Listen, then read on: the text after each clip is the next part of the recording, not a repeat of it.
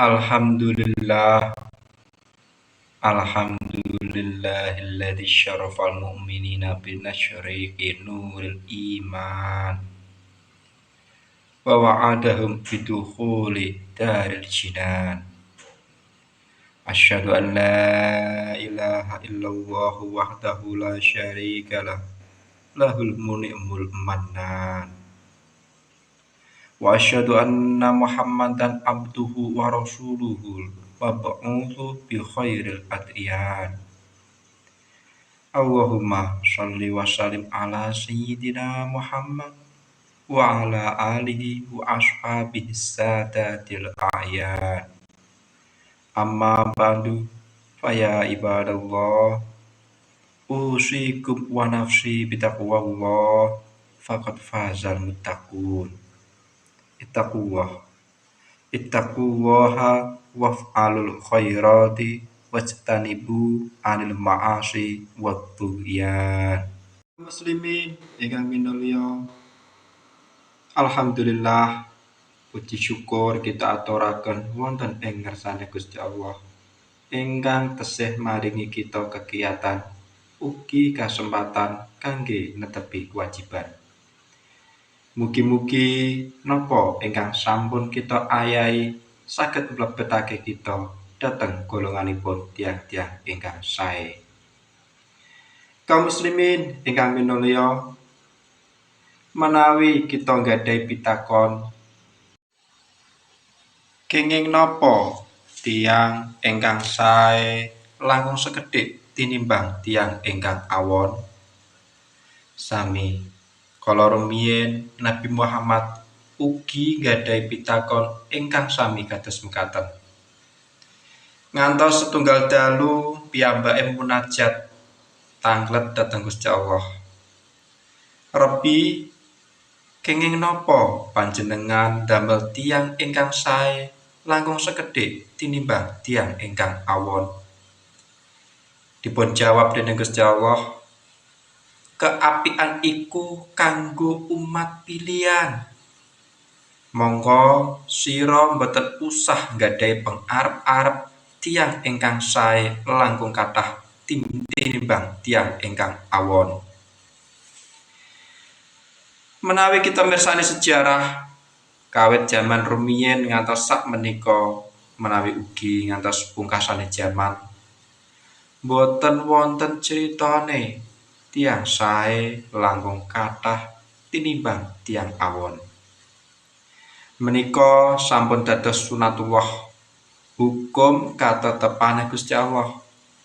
Menungso kantun nglampahi boten saged ngowah-owah. Kaum muslimin ingkang minulya, dados tiyang awon menika boten perlu latihan. Boten usah diwarai sedaya tiyang saged nglampahi. Dene dados tiyang sae menika butuh latihan. Lan wonten ing sakjeroning latihan kala wau tentunipun kathah sanget cobane.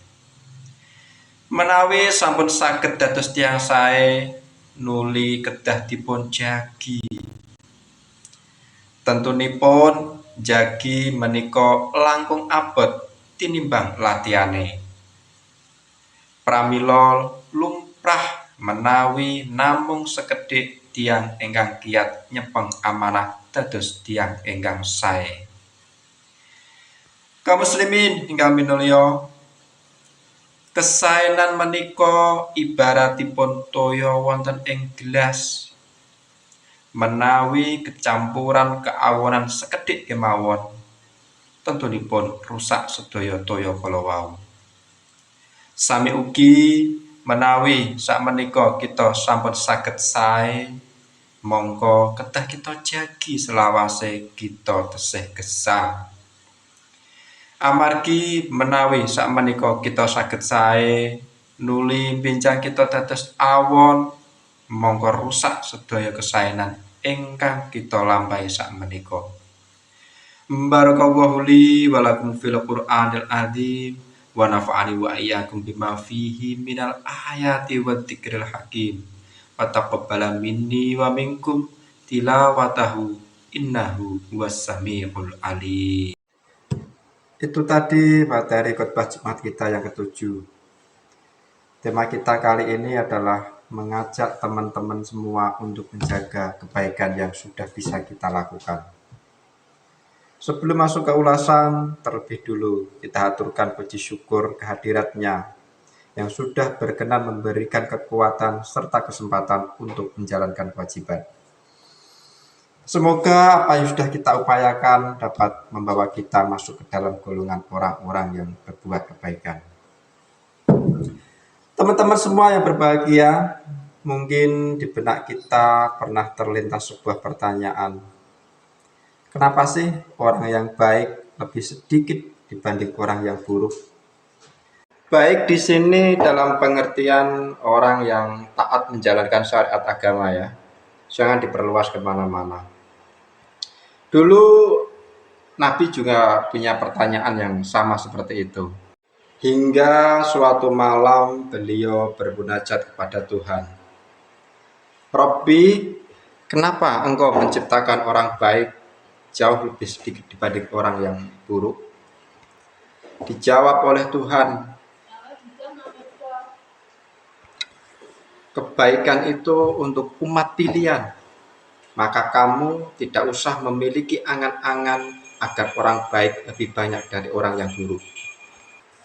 Kalau kita melihat sejarah dari dulu sampai sekarang, mungkin juga sampai di akhir zaman, belum ada ceritanya orang baik jumlahnya lebih banyak dari orang yang buruk. Itu sudah menjadi sunatullah kita manusia hanya menjalani saja. Teman-teman semua yang berbahagia, menjadi buruk itu tidak perlu latihan, tidak perlu diajari, karena secara naluri manusia itu penganut paham kebebasan. Inginnya berbuat apa saja, semau-maunya dia saja, tanpa terbebani oleh aturan ini dan itu. Sedangkan menjadi baik itu perlu latihan, butuh diajari, butuh kemantapan hati. Tentu saja dalam berproses itu ada banyak cobaan yang datang menghampiri. Cobaan atau godaan bagi masing-masing orang bisa berbeda. Saya contohkan yang ringan dan umum saja. Bayangkan kita lagi enak-enaknya tidur, tiba waktunya kita harus bangun dan harus menyentuh air yang dingin.